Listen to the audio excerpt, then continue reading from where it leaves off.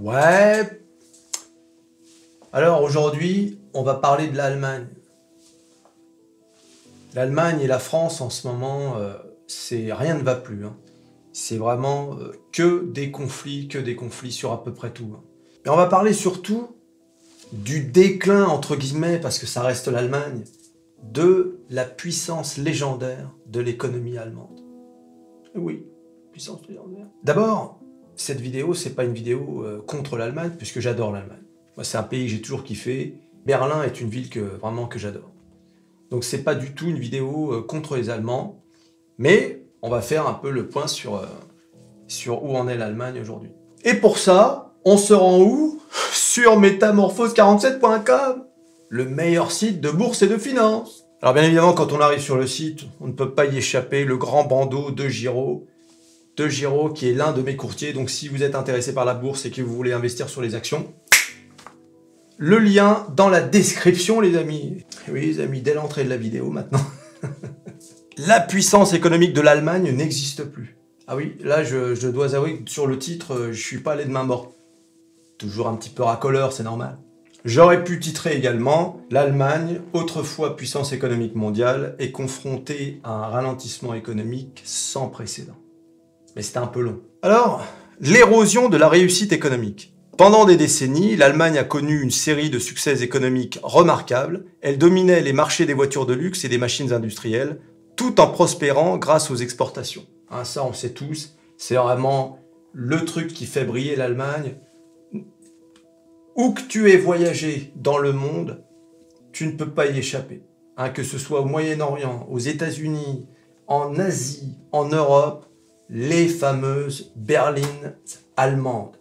La Deutsche Qualität, hein, je veux dire, c'est le signe extérieur de réussite par excellence. La berline allemande, la Mercedes, la BMW, l'Audi, et dans une moindre mesure, pour celui qui a un peu moins réussi, mais bon, qui veut quand même montrer qu'il a un peu réussi, la Volkswagen, voilà. Donc ça, c'est vraiment le truc. Et puis les machines-outils, là-dessus, ils sont vraiment excellents. Hein. Les Italiens aussi, d'ailleurs, tiens, au passage. Mais donc voilà, donc ça, c'est vraiment le truc. Quand on pense à l'Allemagne, automatiquement, la première chose qui vient à l'esprit, ce sont les voitures allemandes. Non pas que les voitures françaises soient de mauvaise qualité. Hein. Mais bon, moi, je me souviens, quand j'étais beaucoup plus jeune, donc dans les années 80-90, la différence entre les voitures françaises et les voitures comme BMW, par exemple, c'était le jour et la nuit. Tu prenais une série 3, quand ça montait sur un trottoir pour aller se garer, la voiture, t'entendais pas un bruit. Tu sentais la puissance, le poids de... Mon frère en avait une, et tu sentais la différence, le poids de la voiture, tu sentais que tout était bien assemblé, les plastiques étaient des plastiques mous, pas mous dans le sens où t'enfonçais ton doigt, mou dans le sens où c'était pas de plastique dur qui glinguait, tu vois. Puis tu sentais la puissance du moteur qui allait sur les roues arrière. Et à côté de ça, tu montais dans une Renault, hein, une Renault 9, je sais pas si vous vous souvenez de ces voitures, Renault 9, Renault 11. Tu montais sur le trottoir, ça glinguait de partout. Les plastiques étaient durs, les petits trucs là... Enfin bon, c'était le jour et la nuit. Il faut souligner quand même que le gap s'est rétréci quand même. Il y a vraiment, la différence est beaucoup plus minime entre une voiture allemande premium et une voiture, on va dire, Peugeot, Renault de qualité. C'est pas la même différence de qualité. Quand tu montes dans les nouvelles Renault ou dans les nouvelles Peugeot, tu sens quand même que t'es pas dans une voiture de merde, quoi. On est quand même dans de la qualité, tu vois. Donc ça s'est vachement réduit. Mais à l'époque, c'était, je te dis, c'était le jour et la nuit. D'accord? Mais, du coup, dans l'imaginaire collectif mondial, les voitures allemandes, c'est vraiment la voiture qui montre que tu as réussi. Alors après, quand tu vas vraiment au-delà, c'est-à-dire quand tu es vraiment richissime, tu vas taper aussi dans les italiennes, etc. Ou dans des Aston Martin ou des choses comme ça. Mais vraiment, voilà, donc ça, c'est l'image de l'Allemagne. En conséquence, les coffres du gouvernement du pays ont gonflé, avec la prospérité, donnant ainsi l'exemple aux autres. Cependant, cette époque de prospérité n'est désormais plus qu'un lointain souvenir. Alors, enfin, un lointain souvenir, c'est pas si loin que ça, puisque jusqu'à la guerre en Ukraine, février 2022, l'Allemagne se portait pas si mal. Elle bénéficiait, comme on va le voir, du gaz russe. Le choc de la perte du gaz russe, les difficultés économiques de l'Allemagne ont commencé avec l'invasion de l'Ukraine par la Russie et la perte ultérieure du gaz naturel bon marché de Moscou. Cela s'est avéré être un coup dévastateur pour les industries allemandes à forte intensité énergétique, qui était depuis longtemps la puissance manufacturière de l'Europe. La perte brutale d'une source d'énergie fiable a plongé de nombreuses industries dans la tourmente. Alors ça, c'est vrai que ça a été un coup dur pour l'Allemagne, cette histoire de perte de gaz. D'ailleurs, si vous vous souvenez, c'est pas si loin, dans les premières sanctions, eh bien, on avait exclu le gaz. L'Allemagne freinait des quatre fers. L'Allemagne, vraiment, dans cette affaire de guerre en Ukraine, elle a vraiment été coupée en deux, quoi, en quelque sorte. Tiraillée entre continuer de bénéficier du gaz russe et s'opposer à la Russie parce qu'elle envahissait l'Ukraine. D'ailleurs, je pense que, je ne sais pas, parce qu'on n'a pas les preuves, mais Nord Stream 2, qui a... Est-ce que c'était pas pour faire plier l'Allemagne une bonne fois pour toutes? Eh oui, les amis! Eh oui! Alors, je ne sais pas si vous avez vu, mais il y a plusieurs thèses. Mais la dernière thèse en date, c'est que ce serait l'Ukraine. Et d'ailleurs, ça vient d'une enquête allemande. Ce serait des militaires ukrainiens qui auraient loué un bateau, je ne sais plus, en Norvège ou je ne sais plus où, et qui auraient... qui aurait saboté Nord Stream 2.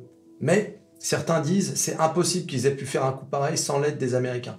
Donc vous voyez, sachant que Joe Biden avait dit l'été d'avant qu'il allait s'occuper de Nord Stream 2. Ah oui, ils avaient annoncé. C'est ça qui est bien avec les Américains.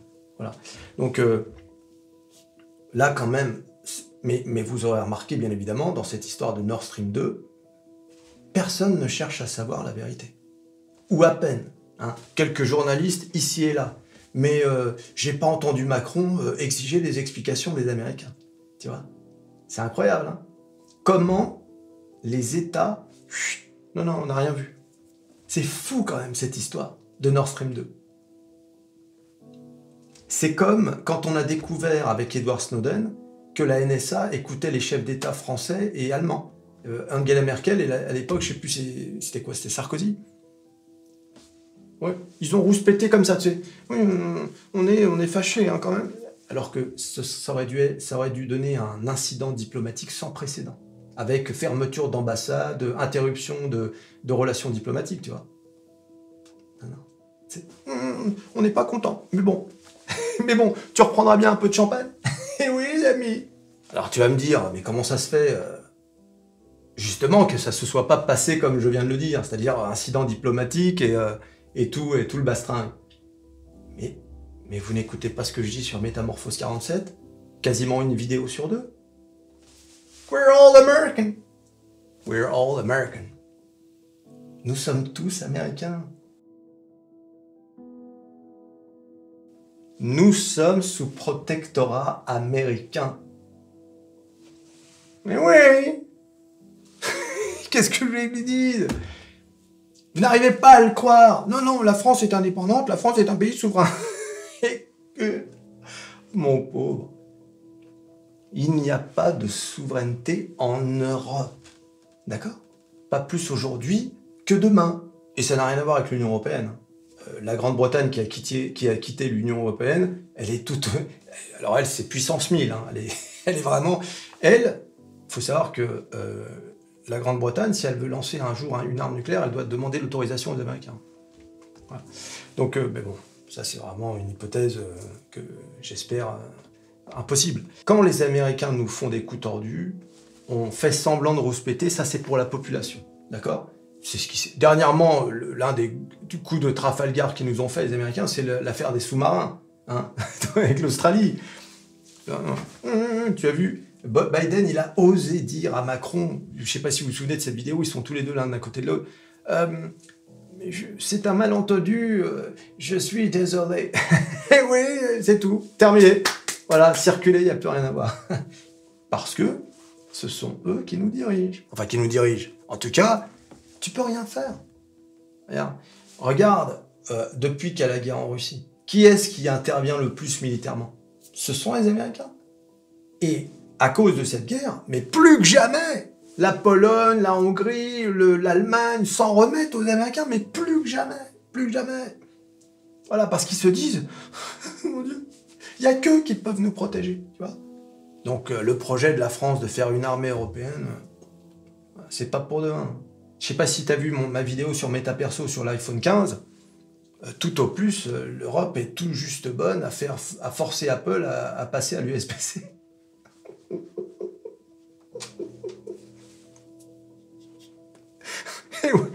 Aïe, aïe, aïe. D'ailleurs, dans les commentaires, il y a un gars qui m'a fait rire. Parce que dans la vidéo, je dis que finalement, voilà, parfois l'Europe sert à quelque chose. Il dit, oui, c'est vrai que depuis 1993, elle aura servi à faire passer Apple à l'USB-C. C'est triste quand même. C'est caricatural, bien évidemment. On est là aussi un peu pour rigoler, au point où on en est. Et donc, les industriels allemands commencent à tirer la sonnette d'alarme. Le spectre de la désindustrialisation. Christian Kuhlmann, PDG de la grande entreprise chimique allemande Evonik Industrie, a mis en garde contre une menace imminente, la désindustrialisation. Les coûts élevés de l'énergie et l'inaction du gouvernement face à des problèmes chroniques pourraient contraindre les usines et les emplois bien rémunérés à déménager ailleurs. Et je vous donne dans le mille, où ça? Oui, les amis. Eh oui, aux États-Unis. Cela marquerait un changement significatif par rapport à la puissance industrielle historique du pays. Tu m'étonnes. Tu t'imagines une Allemagne sans industrie? Alors là, on aura tout vu. Là. Et un jour, t'imagines l'Allemagne qui construit plus de voitures. S'imagine un peu? Non. Et alors, là, on va aborder le sujet qui m'intéresse le plus, l'écologie. Hein? Là encore, j'en ai parlé sur MetaPerso, sur ma vidéo sur l'iPhone 15. J'ai parlé beaucoup de choses sur cette vidéo. Allez la voir, hein, d'accord? Allez la voir, likez, partagez. Et abonnez-vous, là. Comment ça se fait que... Incroyable. Une solution proposée pour atténuer la crise énergétique consiste à plafonner les prix de l'électricité industrielle financée par le gouvernement. Cependant, cette idée se heurte à des résistances. Les environnementalistes affirmant qu'elle pourrait prolonger la dépendance aux combustibles fossiles. Voilà. Donc, nous, les Français, on a abandonné le nucléaire. Bon, ça y est, on a repris. Hein. Grâce, d'ailleurs, il faudrait que j'en parle, ça. Je fasse une vidéo là-dessus. Grâce à la guerre en Ukraine. La guerre en Ukraine a forcé la France à revenir sur sa décision absolument suicidaire d'abandonner le nucléaire. Tu te rends compte? Eh bien, et on l'avait fait parce que Hollande avait fait un pacte politique avec les Verts à l'époque. Hein. T'es peut-être trop jeune pour t'en souvenir, mais c'est comme ça que ça s'était passé. Pour pouvoir avoir une majorité au Parlement, eh bien, il a passé un pacte. Et les Verts voulaient faire fermer Fessenheim et bien sûr réduire le nucléaire au plus bas. Donc ils avaient choisi 50%. Et tu vois, de l'aveu, il y a eu, je ne sais pas si vous avez suivi un peu ça, il y a eu des auditions à l'Assemblée nationale. De l'aveu de, je ne sais plus si c'est Ségolène Royal ou Nicolas Hulot, enfin, ou je ne sais plus, les 50% ont été... Ah non, c'est Manuel Valls. Il a avoué, alors qu'il était Premier ministre, il a avoué que les 50% avaient été choisis au hasard. On n'a qu'à dire 50%, Michel, qu'est-ce que t'en penses? Oui, ça sonne bien. Et alors, allez, tu nous mets 50%? Voilà le ramassis de nullards qui ont mis en danger ce pays. Voilà qui... Vous vous rendez compte des conséquences aujourd'hui? Il va falloir 10-15 ans pour rattraper les conneries. Peut-être même... Peut-être qu'on ne les rattrapera jamais. Mais oui! Voilà ce qui se passe dans ce pays. Les nullards. Un peu. Tout ça pour avoir la bonne soupe. Oh, c'est bon la soupe. C'était comme ça, le ministère de la Défense? Ouais. Et maintenant que t'es à la culture, ça se passe comment? C'est tout aussi bon? Et oui! Moi un peu!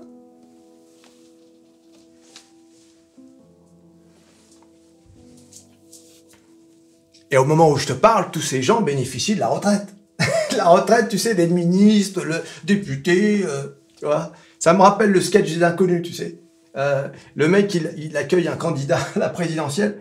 Il dit alors, monsieur le ministre, vous avez été ministre de la Défense, ministre de l'Éducation nationale et ministre des Affaires sociales.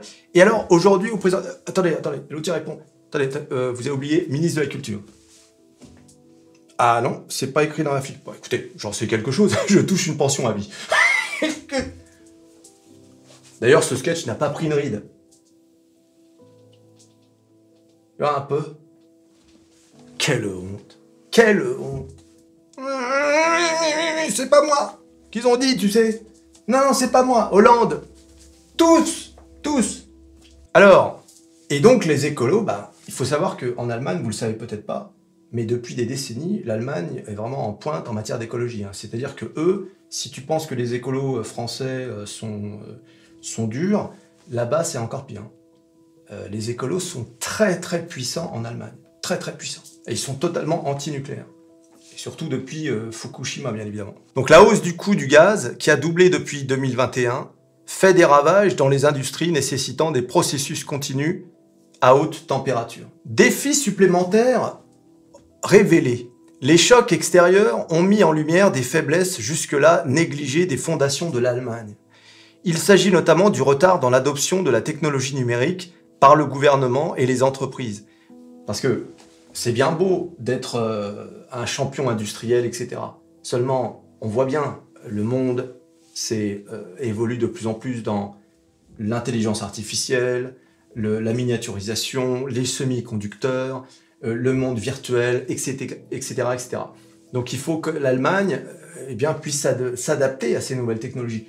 L'Allemagne et la France. La France, elle a des entreprises qui sont dans le numérique. Et pas des moindres. Vous vous attendez tous à ce que je cite Athos. Athos! Meunier, tu dors! Ton Athos, pas trop vite! Tiens, j'ai même pas regardé. Combien a pris Athos aujourd'hui? Bon, normalement, ça devrait être dans le positif, parce que vu la raclée, on est à combien sur Athos? Meunier, tu dors! Ton Athos, va trop fort! Va trop fort! Alors, va trop fort, tiens, oui, plus 2%. Eh oui, mais on a repris 7 €. Voilà. Même Téléperformance était dans le vert. En compte. Voilà, donc, Dassault Systèmes, Capgemini, bon, j'en oublie encore, mais peu importe. On a des bonnes boîtes quand même qui sont très liées à la technologie Thales dans le monde de l'armement, etc. Non pas qu'en Allemagne, il n'en est pas, mais ils sont quand même en retard, notamment sur les Américains, comme nous d'ailleurs. Ah, ça, c'est un reproche qu'on peut faire aux deux pays. Également, donc, des retards dans les investissements, dans les infrastructures critiques, comme les routes et l'Internet haut débit. Alors ça, là, pour le coup, la France, je ne sais pas si vous êtes au courant des tarifs qui sont pratiqués sur l'Internet ou même les forfaits de téléphone, mais la France fait partie des pays les moins chers. Donc, réjouissez-vous là-dessus, parce qu'en Grande-Bretagne, aux États-Unis ou dans d'autres pays, c'est hors de prix. Certains plans peuvent passer les 100 $. Donc c'est vraiment hors de prix. En France, on a vraiment de la chance.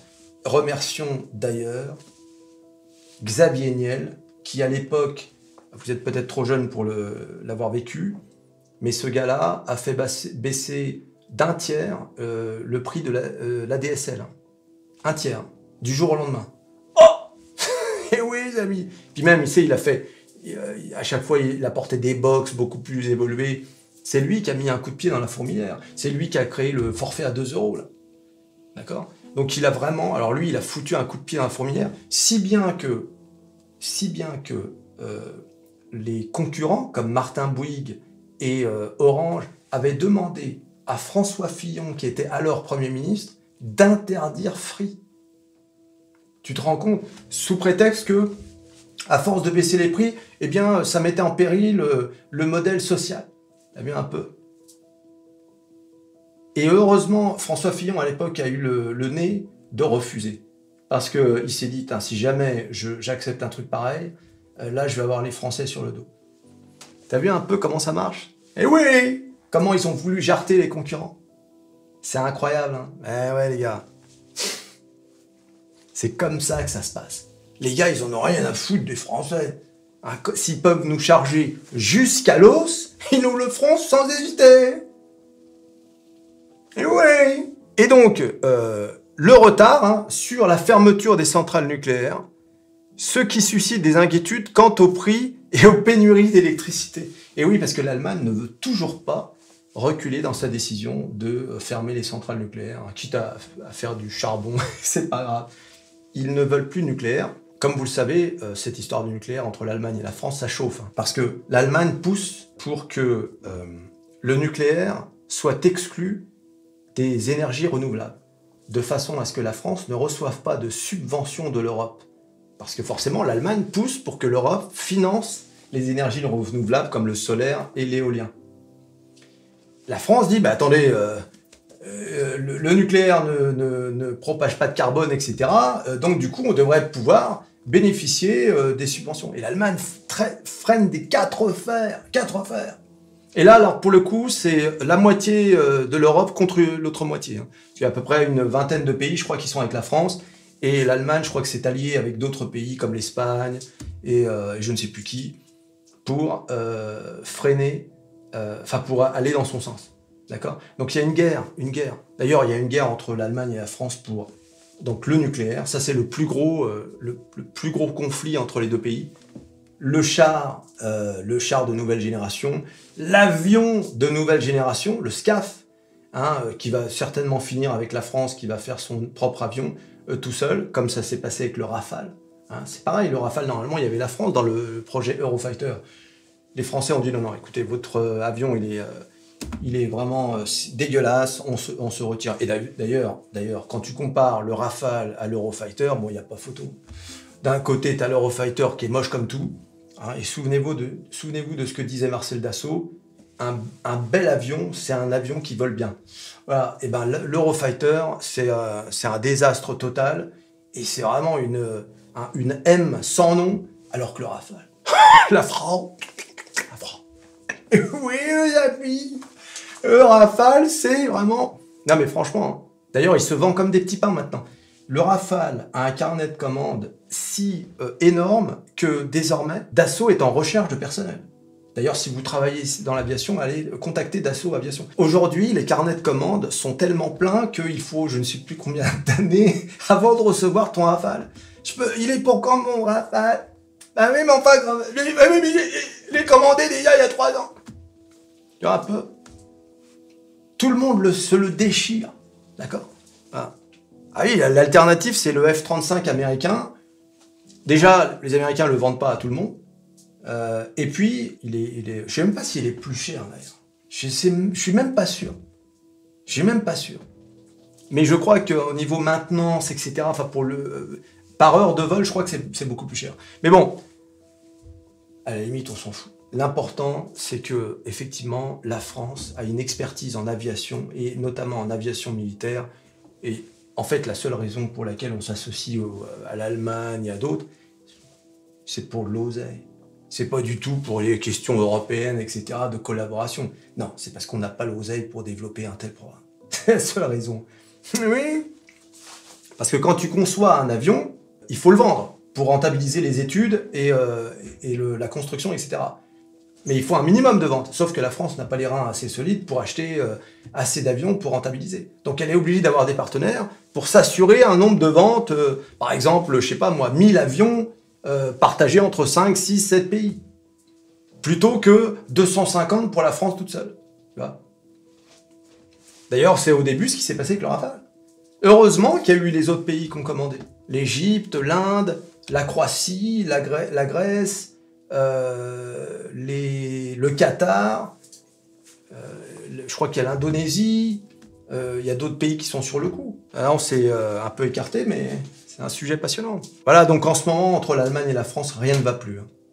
Rien ne va plus. On sent vraiment une tension, mais en fait, cette tension, c'est surtout depuis la guerre en Ukraine.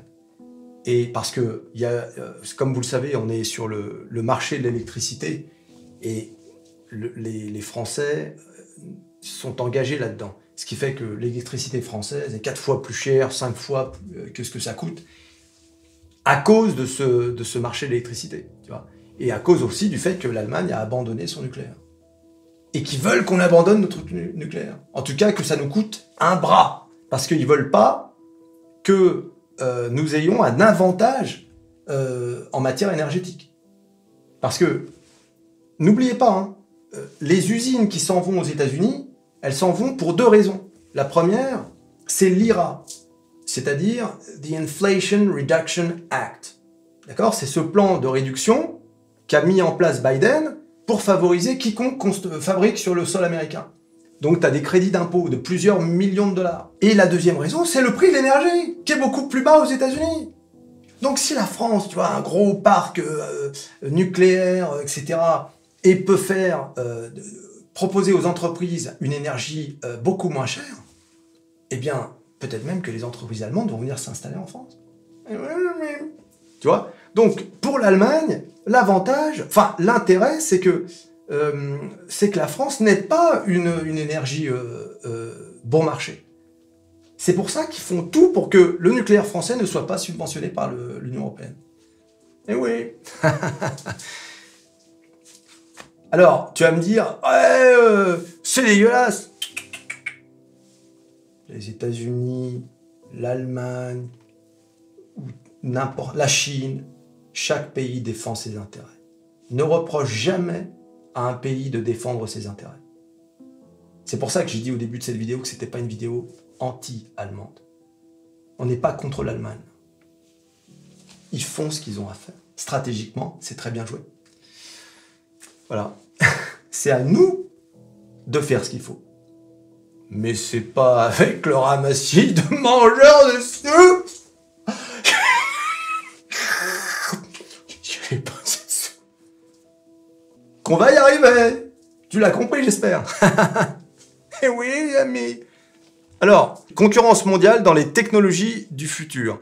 Les subventions massives aux énergies propres offertes par le gouvernement américain, c'est de ce dont je te parlais à l'instant, aux entreprises qui investissent dans le secteur, ont suscité l'envie et l'inquiétude du fait que l'Allemagne soit à la traîne dans la course aux technologies du futur. Les entreprises commencent à explorer les opportunités à l'étranger. Voilà, bon, je ne vais pas revenir dessus puisqu'on vient d'en parler pendant un quart d'heure.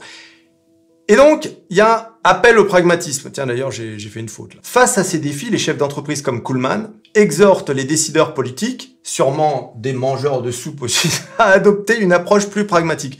La transition énergétique de l'Allemagne doit être à la hauteur de l'urgence démontrée dans la garantie d'approvisionnement alternatif en gaz.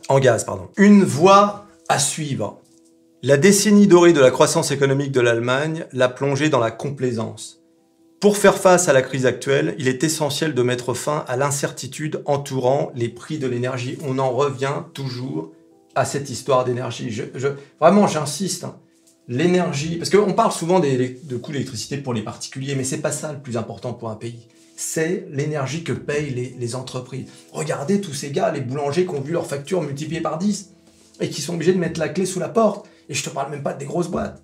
Personne n'a envie de s'installer dans un pays où l'énergie est hors de prix. Tu vois ? Donc c'est vraiment, c'est le nerf de la guerre là presque en ce moment, l'énergie depuis la guerre en Ukraine. Cet objectif pourrait être atteint grâce à un plafonnement des prix bénéficiant non seulement aux grandes entreprises, mais aussi aux petites entreprises. Une action gouvernementale rapide est cruciale pour garantir la stabilité et favoriser les investissements. Voilà, donc en conclusion, les difficultés économiques de l'Allemagne nous rappellent brutalement la fragilité des économies. Et c'est vrai. Dans un sens comme dans l'autre. Une économie peut totalement s'élever comme ça en 20 ans, même en 10 ans maintenant, parce qu'elle aura mis l'accent sur un truc en particulier. On pense tous bien évidemment à Taïwan. Taïwan qui s'est spécialisé dans les semi-conducteurs ultra miniatures. Et résultat, on est tous dépendants de Taïwan. Enfin, c'est quand même incroyable d'être dépendant d'une île. C'est fou, ça, cette situation. Et aujourd'hui, d'ailleurs, à cause de la menace chinoise d'envahir Taïwan, eh bien, TSMC construit une usine aux États-Unis, dans le Nevada. Voilà, pour assurer sa sécurité. Nvidia, d'ailleurs, a dit qu'ils allaient utiliser cette usine pour fabriquer leurs puces pour l'intelligence artificielle. Tout est lié, les amis. Donc, nous rappelle brutalement la fragilité des économies, même les plus robustes, comme l'Allemagne. Il n'y avait pas plus robuste que l'Allemagne. Relever ces défis nécessitera des solutions innovantes, une action gouvernementale décisive et une volonté de s'adapter à la dynamique mondiale changeante. Le monde attend de voir si l'Allemagne sera à nouveau à la hauteur et assurera son avenir économique. Alors moi, je vais te répondre tout de suite à cette dernière phrase. Je n'en doute pas un seul instant. Alors là, s'il y a bien un pays qu'il ne faut jamais sous-estimer, c'est bien l'Allemagne. J'aimerais pouvoir en dire autant de la France. Hein. Parce que l'Allemagne, on se souvient sous Schröder avait fait des réformes assez dures quand même socialement. Il y avait même eu des manifs, mais au final, les Allemands, on leur a expliqué que c'était soit ça, soit c'était le foutoir. Enfin, ils n'y arrivaient pas à s'en sortir, ils ont quand même cédé. Je pense qu'en France, on a cette capacité à l'autodestruction qui est quand même... tu vois ce que je veux dire? Les grèves, quitte à s'auto-détruire, on a quand même... Mais bon, je suis pas tout à fait certain de mon avis sur la France. Je suis quand même optimiste. Je pense que la France peut s'en sortir. Peut s'en sortir. Parce qu'on est quand même... On sait tout faire dans ce pays. Tout! Le numérique, on sait construire à peu près tout ce qu'il y a à construire. Les bateaux, les avions, les trains, les centrales nucléaires, les infrastructures. On a parmi les 2 plus grosses entreprises de construction au monde, Vinci et Bouygues. Donc, on sait tout faire, tout. D'accord? Donc, il y a moyen. Mais il faut qu'on soit gouverné par autre chose que des mangeurs de soupe. Oui, Samy. Puis surtout, il faut qu'on arrête vraiment avec cette histoire de neutralité. Non, il faut sauver la planète. On est en train de se tirer une balle dans le pied. Vous vous rendez compte quand même? On est en train de se tirer une balle dans le pied. Je crois que on ne se rend même pas compte de ce qu'on est en train de faire. Et les autres pays, ils nous attendent pas. Hein. Ils nous attendent pas. La Chine, l'Inde, le Vietnam, le monde arabe, personne ne nous attend. Et bon, oh dis donc, t'as vu, ils sont en train de se tirer une balle dans le pied, on n'a qu'à freiner du coup. Ah non, même les États-Unis. Voilà les amis, en tout cas, encore une fois, c'est pas une vidéo contre l'Allemagne, moi j'aime beaucoup l'Allemagne. Si vous avez l'occasion, allez visiter Berlin, c'est vraiment une ville extraordinaire. J'aime beaucoup les Allemands, les Allemandes aussi.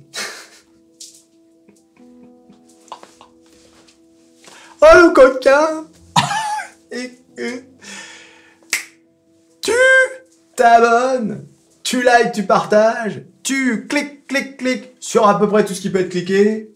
L'Allemagne, la France, et on se revoit à la prochaine vidéo. Allez, salut!